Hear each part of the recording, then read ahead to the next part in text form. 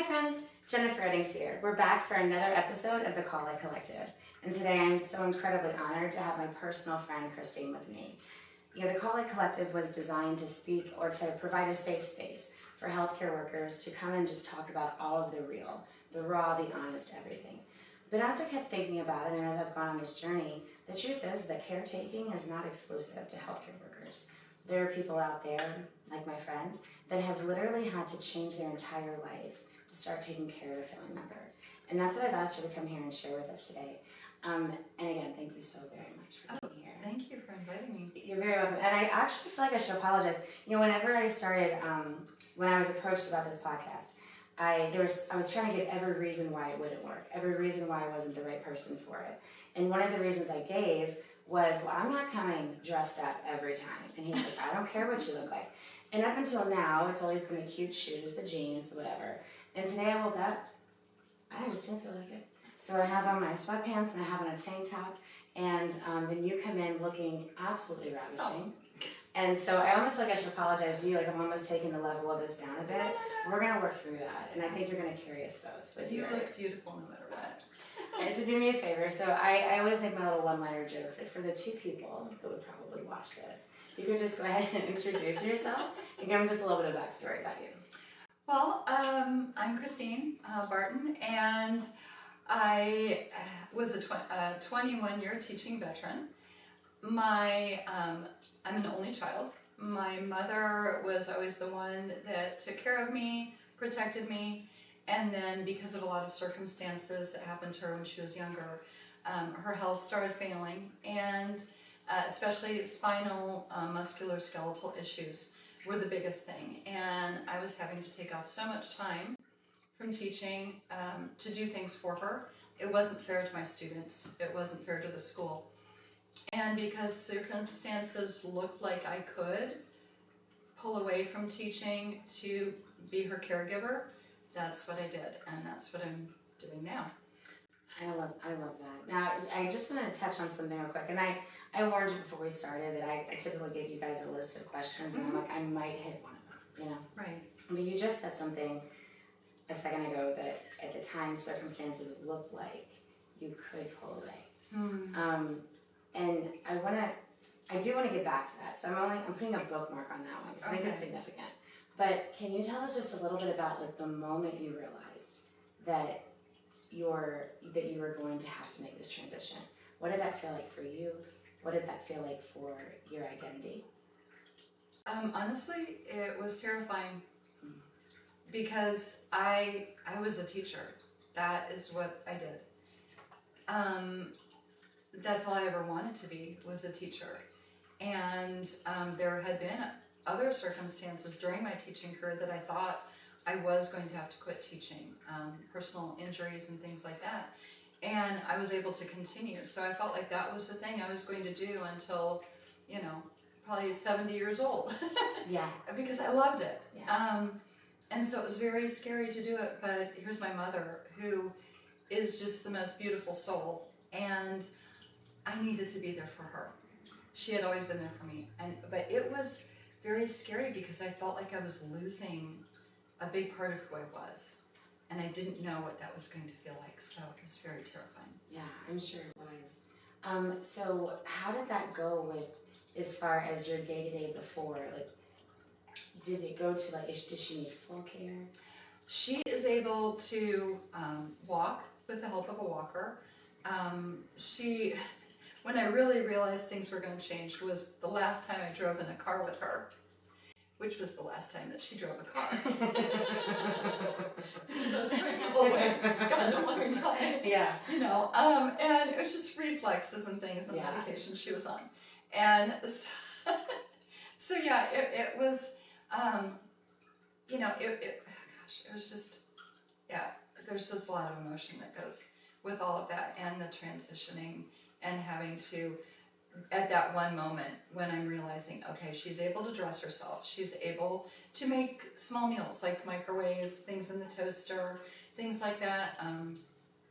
She's a wonderful cook, but it's very hard for her. Mm-hmm. And she had taken some bad falls that could have ended her life and put her into, at the very least, hospice or nursing care facility, which I just couldn't do that to my mom. And so that was this moment where I was just watching her in a hospital bed, not knowing whether or not she was going to be okay. Yeah. And that's when I realized, okay, there's something that has to happen next. Even, and I know we laughed about it because it is, when you said the thing about that was the last time she drove a car. Yeah. And we can laugh about it now, but in the moment I can only imagine there was sadness. Like, I'm gonna lose her at some point. Like, I think that might, for me, that would have been like a moment where it was like, she's not gonna live forever. And it's also so hard because I had to be the one to say to her, Mom, this is dangerous. You could hurt yourself, you could hurt others. And to take that level of independence away from her was really hard as a child. Yeah. So difficult. You were a teacher for obviously a very, very long time. And then you find yourself at home, essentially, with caretaking. Talk to me just about, I mean, honestly, we can just get into the emotions of it. And I imagine there's 422 of them. So talk to me about all the different ones, the complexity of it, the paradoxes of it. Just talk to me about how you feel. Well, the hardest part, and I would say this for anybody that's got parents that are aging, and it's really a difficult thing that you're never prepared for, is that you're switching roles with this person who you honored. They were your parent. They were the ones telling you what to do. They were the ones making the tough decisions.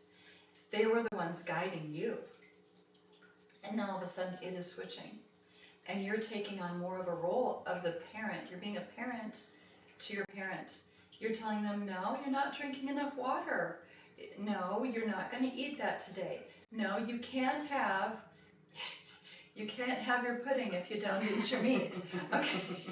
Like you have to, all of us, yes. It's okay, we're going to move past that. And so, anyway, but you have to change this mindset, and it's very difficult because you start to find yourself taking away things from your parents that were significant to them. The ability to drive, the ability to pay their own bills, the ability to make decisions about where they were going to go today. No, I'm sorry, Mom, we're not doing that today because we have these other things to do. It's really hard, and it's so hard for them. Of course, she's got the sweetest, kindest soul and attitude. And anything I've said to her, she's been so agreeable to. But that's not always the case. I am really grateful her mind is sharp as a tack. So she is able to logically reason why I'm asking her to do those things. Why she can't drive anymore. Yeah, and you do kind of get this little bit of a community around you with other people that start caretaking for their parents. Right. Either because of physical issues or because of mental issues. And so it's very, very difficult, especially when they're not able to reason everything out. And you do have to, even with my mom, I have to explain, but Mom, here's the reason why. And what decision are you going to make? Are you going to make a decision that's going to benefit you or that's going to harm you? And having to be, like I say, the parent to the parent, and it's hard to watch that. And I remember one time when my mom, we were at my grandparents' farm. My grandpa always used to run anywhere on the farm. He'd run to the barn, run to his workshop. Like just for normal transportation. He would run. He liked running. Okay. And the day that, that my mom was standing at the window and she was crying because she saw my grandpa walk to the barn. And she goes, gosh, it's hard to see your parent fail in an area. And I didn't understand that. Yeah. But now I do. And with each thing that becomes more difficult for her, that actually got me too. Yeah. That I have to do. It's hard to see this parent that you love, that you're wanting to help, and taking things away from them that have been part of their identity. So yes, there are things of my identity that were taken away from me by caring for her, but there's a lot of her identity that's been taken from her. So yeah, it's not easy. You know, you're just so beautiful because the question was absolutely geared around what it took from you or how you were able to shift that. And because of your heart, the focus of that very quickly became what it did for her, and I wouldn't change that for a bit because that's just who you are. Yeah, it was hard. I had to change a lot. I can only imagine. And while you were talking, I was thinking to myself, and it goes back. You and I share the same faith and the belief that God has a bigger purpose and plan. Oh, absolutely. And His plan for us was well designed long before we were born. Right. As you're talking about caretaking for her and the things you're having to explain or whatever, how beautiful is it? What other profession could have possibly prepared you as well to take care of her than teaching? Absolutely. Yeah. Absolutely. And that's one of those things where I have taken those skills from teaching. The empathy that you have to have, especially a lot of the students that I taught came from, I taught homeless students. Yeah. I taught students who didn't have food in their refrigerator at home. I had students that didn't have running water.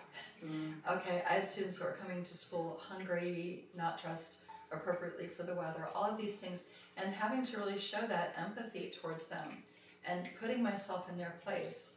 And now I'm putting myself in my mom's place. Yeah. And also trying to do whatever I can to make myself as healthy as I can be, so my children hopefully won't have to do a lot of these things for me, because I do realize what it has taken away from me. You can't just make plans. I can't just say, I'm going to go on a vacation now, or I'm going to do this. Everything is geared around, how is my mom? Just like, it's like having a 5-year-old, but that's very large. And can talk back really, really well. And can talk back really well. Yeah. And you still want to, again, you talk about faith. My mom always said to me growing up, and I think it was to share faith and also to maybe guilt trip me a little bit. Because she would say, the only commandment that actually comes with a promise is honor your mother and your father, that the days in your land will be long and prosperous. And so I've always had that mindset of, I need to honor my mother. Do you think that you are the minority in that, in the sense that, and I still stand by my decision, it was slightly different when my father got sick and then was, intubated and right before he put him into hospice. He went to a home. He was a 350-pound, 6'4" man that had a trach to vent, full care, total care, could barely move. And he would have gone home to Tennessee with my sister and my mother. I was a strong advocate for don't you dare, because there's just no way you could really care for him. Right. Now that's slightly different, but there are probably a lot of people in your position that may not make the same choice. And I'm not saying it's right or wrong. Everyone makes their own decisions. Right. But do you think that you choosing to step up and care for her is in the majority of what people do, or do you think that you're more in the minority of that? I think probably more in the minority. I think so too. Also, just on a side note, before I started teaching, I had worked, when I was going to college, I worked as a receptionist at a multi-level care facility. And so I saw people that their kids would come in, put them in the care facility, and I never saw the kids again. And I always felt bad for the people that were there. So, and again, I don't judge, because people have jobs that they have to do. Now, again, and are you willing to? You don't have to, because we didn't talk about that. No. And earlier when we were talking before we started filming, I think that plays a huge part in this. It does. Only if you're comfortable. Yeah, and recognizing too, no matter what happens in your life, and because I do direct my life a lot on what I feel God wants me to do, even though it's not easy. Let me preface this by saying you need to be forgiving of people. But back when this was going to happen, it was in 2020, and I had spoken with my husband about how I was just really feeling bad for my students, feeling bad for my mom. I felt like I was failing somebody every day. Every day. And he said, you don't have to worry. You can take care of your mom. The only debt we have is our house payment. We're doing really well. Our retirement's great. You can have my insurance through my work, and we're set. We're good. You can do this. You can step away from teaching to care for your mom, however long that is. And so I did that in February of 21. And then 6 months later, he decided to go a different direction in his life. And I no longer have that husband. Somebody else does. And you tell that with such grace and humility. And there's another I way just I told could that have story a told little that. different. There's another way I That's could have fine. told that. But again, that's stuff that happened. And so now, of course, finances are, thankfully I have the wonderful skill set of shopping at thrift stores and knowing how to pinch a penny until Abraham Lincoln starts crying. So I've got those skills. But, it was one of those things where it was really hard because I was having to go through probably one of the most devastating things that's happened. And I've been through a lot of devastating things, and she knows all of the stories. Part of those devastating things that happened in my childhood is what actually led to my mom's disabilities that she has now. Absolutely. And lots of physical abuse. And so I went through that and still had my heart broken beyond belief. And to be able to show up for my mom every day. And while you were breaking. While I was breaking. Yes. And my children yes. were breaking and yes. trying to pick up each other's pieces. Yes. And thankfully I have a mother with such a huge compassionate heart. She could even sense. And she'd be like, sweetie, I'm fine today. Everything's fine. I've got plenty of food here. Just rest, write, journal, pray, whatever you need to do. So so that is a significant part because I was not just sacrificing identity by caring for my mom right now. I don't have money going into retirement. Correct. I don't have insurance. That's great insurance. Yeah. There's a lot of things. And I'm still choosing my mom. Hey friends, Jennifer Eddings here, the heart behind the Call Light Collective. I created this space for you. I created this space for me. I created this space for all of us. This is a space that is designed for us to come in and speak about the things that are heavy. For anyone that is navigating a difficult situation, for anyone that has found themselves standing in the middle of life just looking for the light. Around here, we talk about the things that aren't easy to talk about. We talk about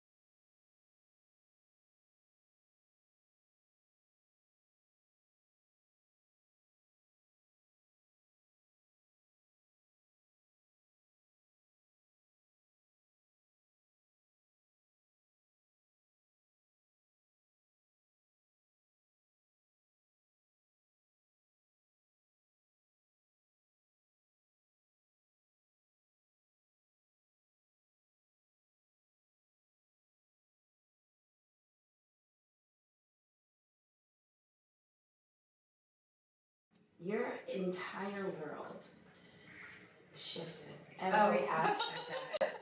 And yes. yeah. It really did. And, but this is the thing that is cool, is that God works all things out for good. He does. And I know that, I always say, what's the best thing that can happen to me today? And that's a beautiful mindset. So you have to look at it like that. And also to say, today I'm better than I was yesterday. And tomorrow I will be better than I am today. Because that's the path I'm taking. That's the choice I'm making.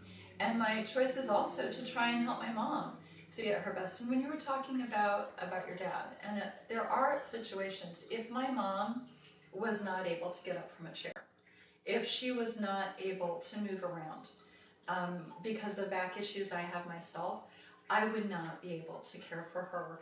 She would have to be someplace where there are trained professionals to do that. And that would be a really tough decision to make. And I always tell her, this is why you're going to eat your protein, and That's you're right. going to drink your water, That's right. and you're going to do your exercises. And No your putting physical before therapy. me. I mean, it's a good life lesson. Because I don't want you to fall. Yeah. I don't want you to be at a point where you can't use your leg muscles, your arm muscles. So I am, I do her manicures, her pedicures, her hair care. I'm her beautician. I'm her accountant. I am her housekeeper. I am, the grocery getter, and You're kind of like her mom. I am too. And this is, my children had even asked me, because of course I bathe her. I help with those things, which is also It can be an uncomfortable. uncomfortable transition. And my children had asked, how are you able to do this? Grandma has issues and things that come up where you are cleaning up, doing all of these things. And I said, every single thing I am doing for her is what she already has done for me. When I was small and my legs were short, she would make her steps smaller so that I could keep up with her. When I spilled on myself, she wiped me up. When I needed a bath, she bathed me. Whatever I'm doing for her now, the protection she gave me, the love she showed me, the compassion, when I'd ask for the same story to be read night after night, and she would patiently read me that story, and now she's retelling me stories for the 100th time that I would like to say, I've heard that 100 times. I am patient with her and listen to it as if it's the very first time she's ever told it to me, because that's what she did for me. And so I'm just giving back to her, because that is my way of honoring her. And I'm also saying to my kids, pay attention. Yeah, right. Because Right. hopefully you won't have to do this for me, but just in case, this is how you honor your parent. And again, for people who are in situations, I know people that their parents have had to go to a nursing facility because they had special needs children at home of their own that were consuming so much of their emotional and physical energy. Right. And you have to make choices You do. at certain points, and those are hard choices to make. They are. So it's not a cookie cutter situation by no, any means. no, it for sure isn't. I still think there's room to acknowledge that you could have made a different choice, and you didn't. Even after your whole world shifted, you could have made a different choice. And instead you've chosen self-sacrifice to continue honoring a woman who also chose self-sacrifice. Thank you. And it's pretty beautiful. Thank you. I call myself a storyteller, probably only rivaled by you, to be honest with you, in my personal circle. I mean, there are other, John Grisham's fine, whatever. He's all right. But like in the Facebook world or social media world with our circle or whatever, you do such a great job of telling stories and relating stories. Like, I'll never forget the grandpa story, I'll be very honest with you, because that was significant in many ways.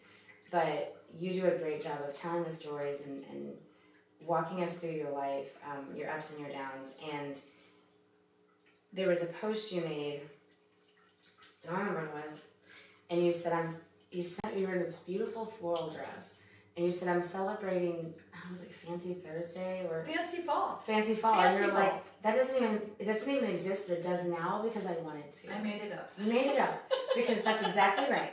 And it was just another celebration. It was almost of a defiance of what is probably likely supposed to have happened to your spirit, being given everything you've gone through. And that was a testament, a defiance, a standing up and saying, you're not going to tear me down. I choose my happiness. Yeah. And there has to be, well, it doesn't have to be, but I'm curious if you could tell us, besides Fancy Fall, which honestly, I'm here for it next year. Whatever date that was, I'm going.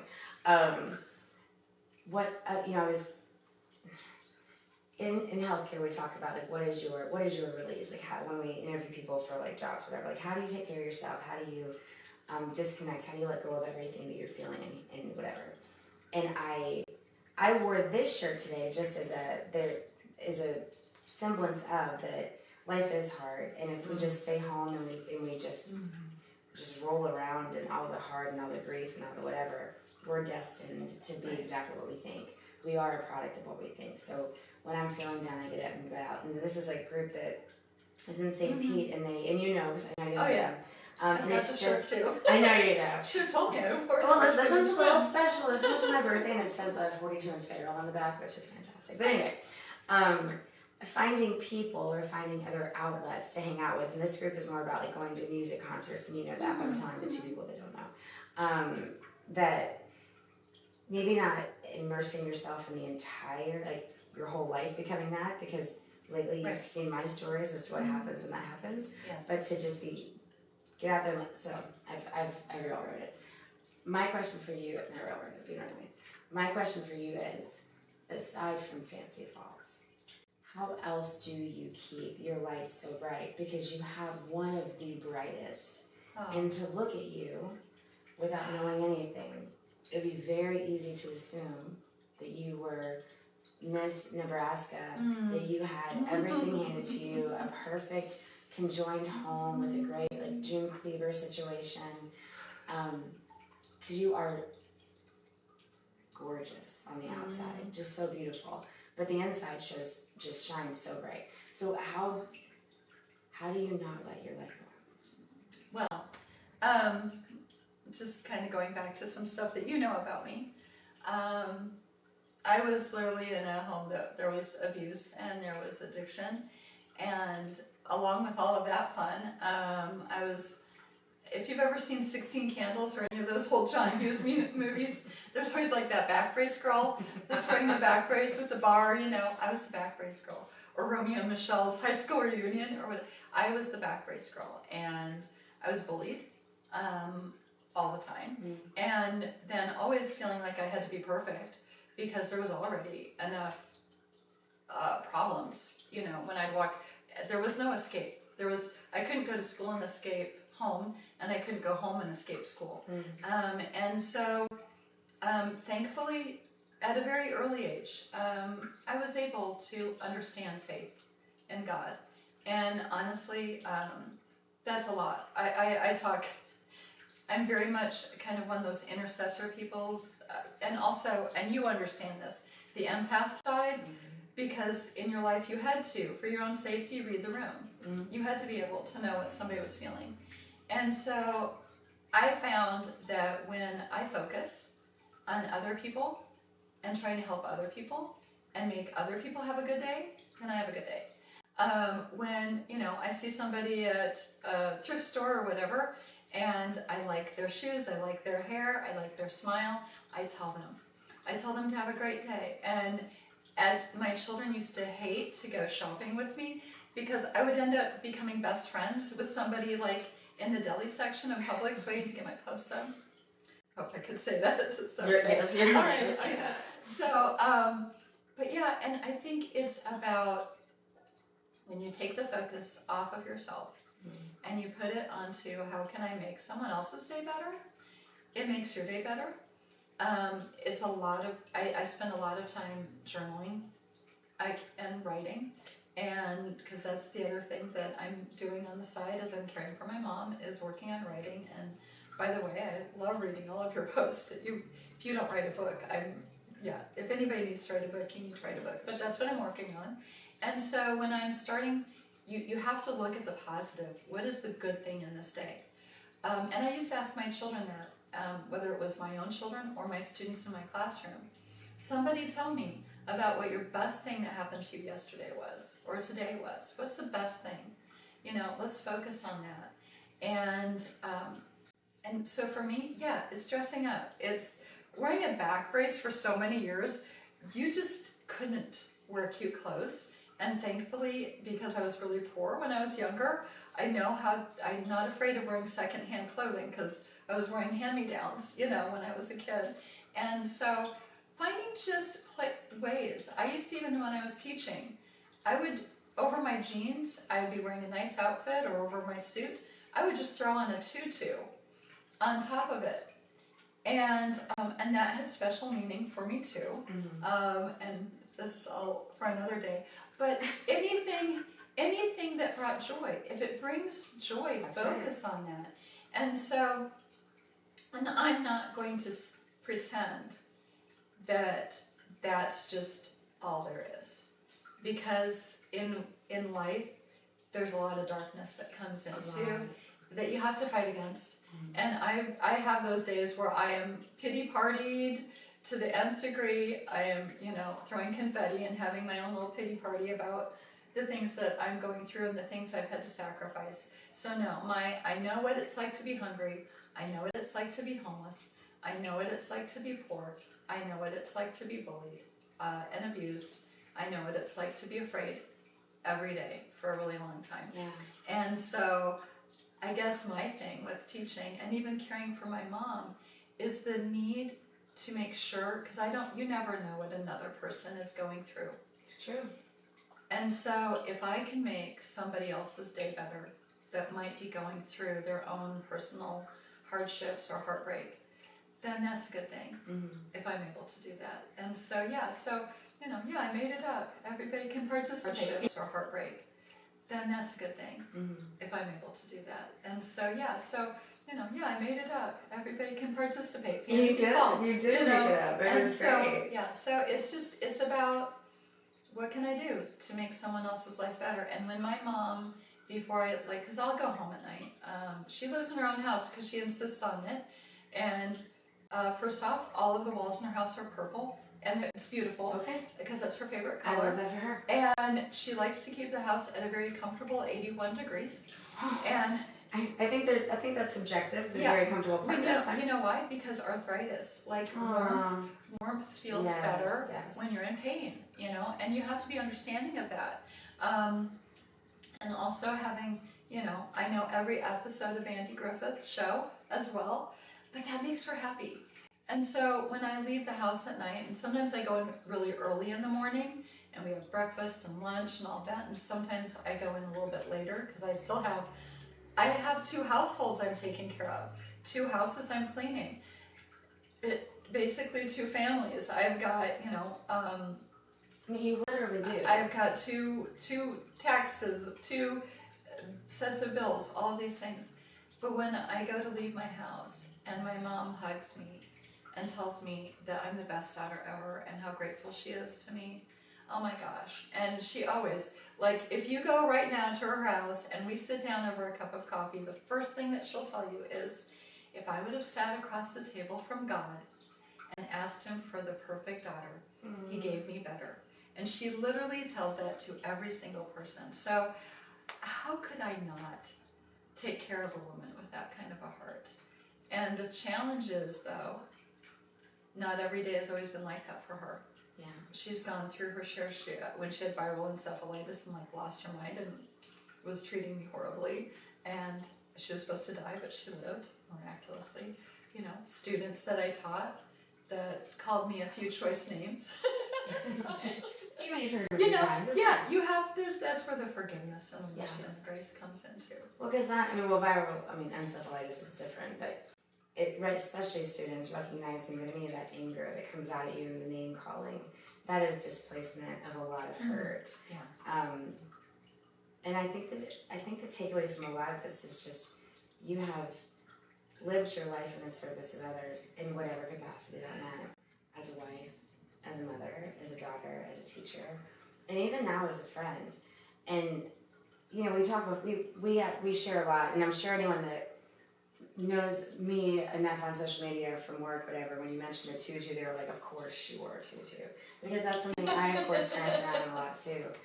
And it's funny, people have always tried to, and I don't know if you experience this at your school, always try to figure out, but why? I don't have a good answer. Why not? Other than it makes me happy. That's all I can tell you. And when we're dealing with really hard things,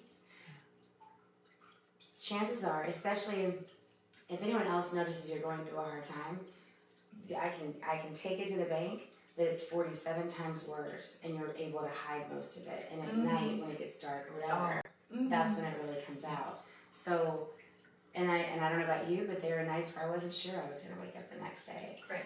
So if wearing a tutu on a Wednesday in the middle of August keeps me alive for the next day or two, I'm wearing a tutu on Wednesday in the middle of August. I know what you're saying about not knowing if you're going to wake up.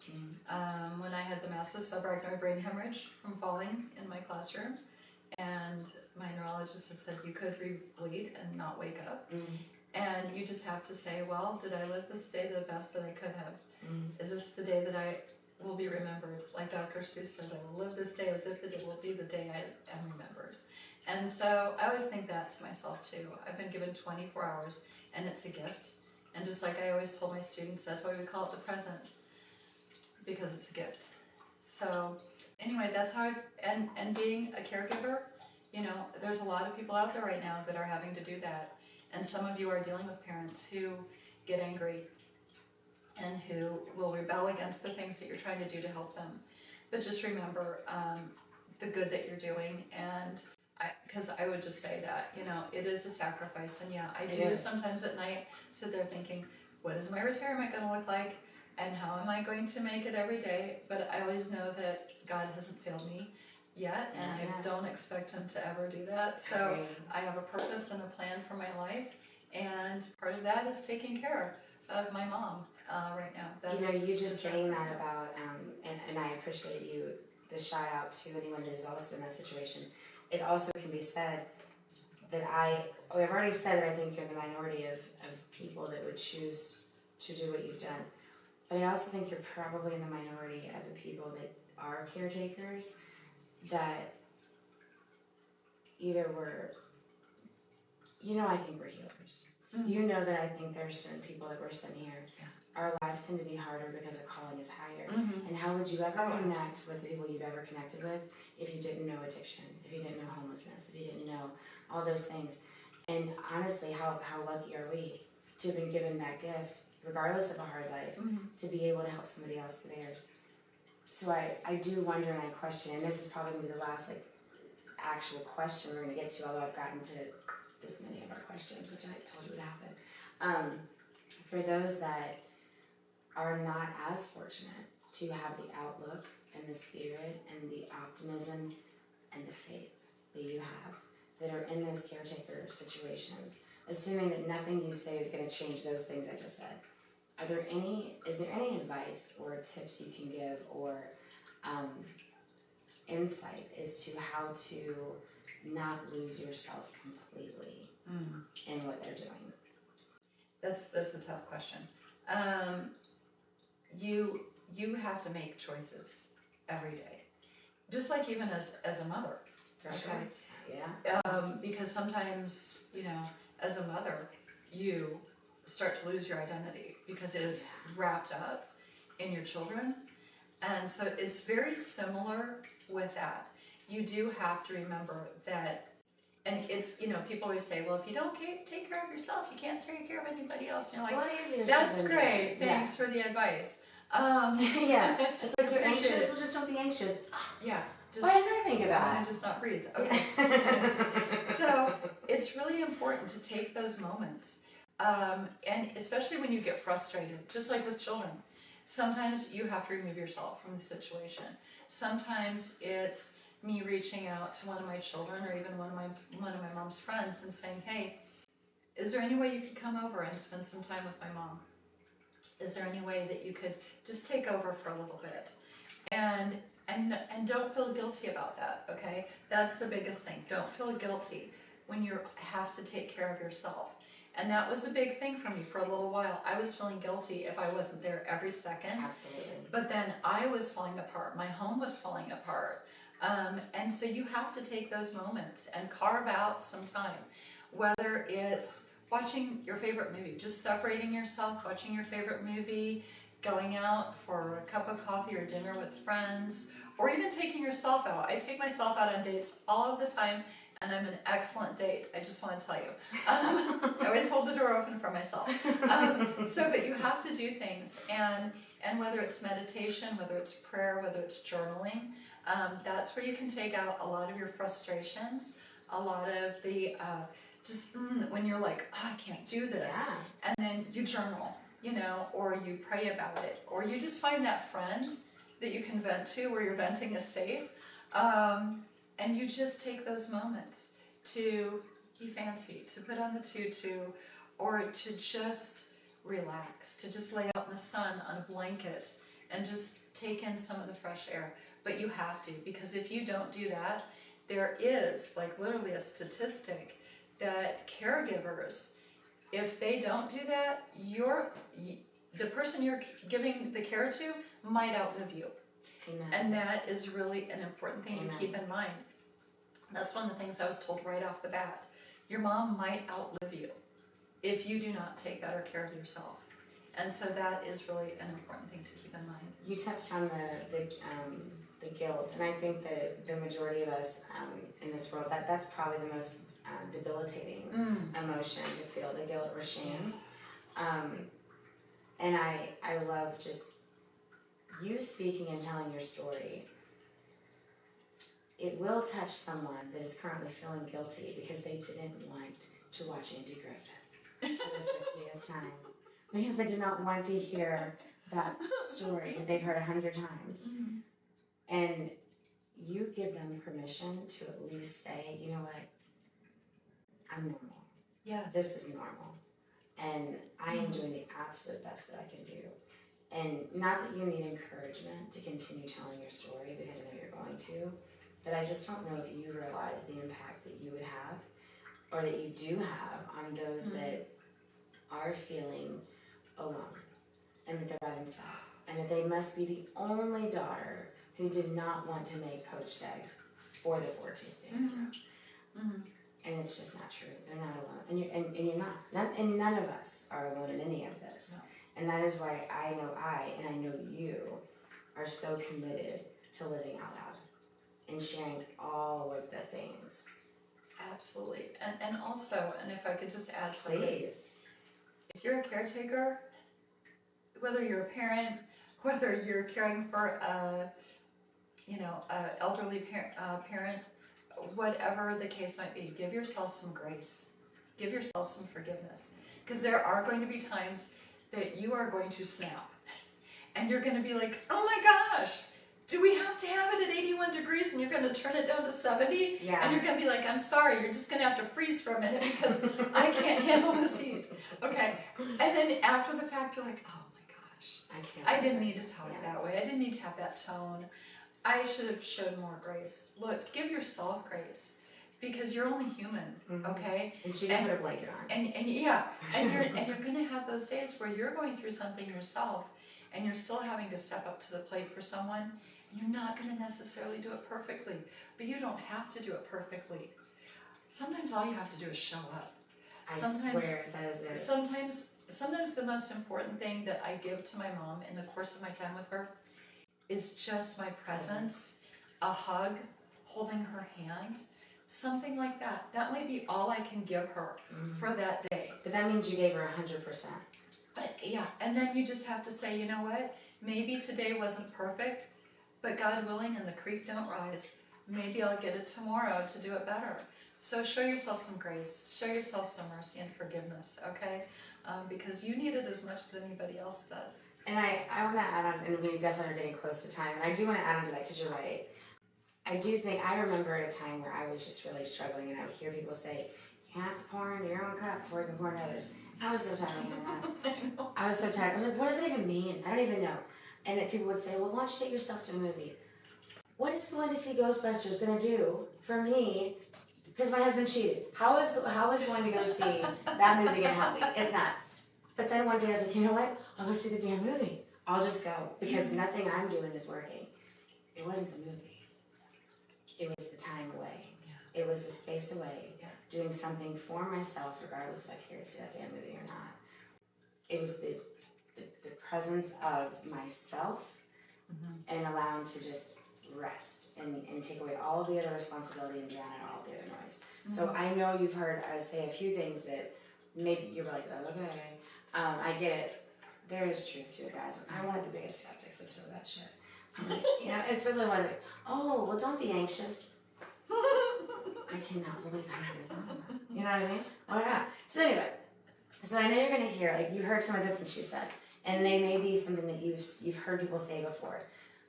What I'm telling you now, and assuming you trust me at this point, every single thing that this woman said, when I know I have a beautiful spirit, and I'm not even afraid to say that anymore. It doesn't come close to yours. Oh, whatever. So take what she said for truth. And that's, and honestly, and you said it yourself earlier, that if you can make anyone's day better. One of the things I say a lot, and I'm going to end this show just on that, is that we really are all just walking each other home, guys. Every single one of us.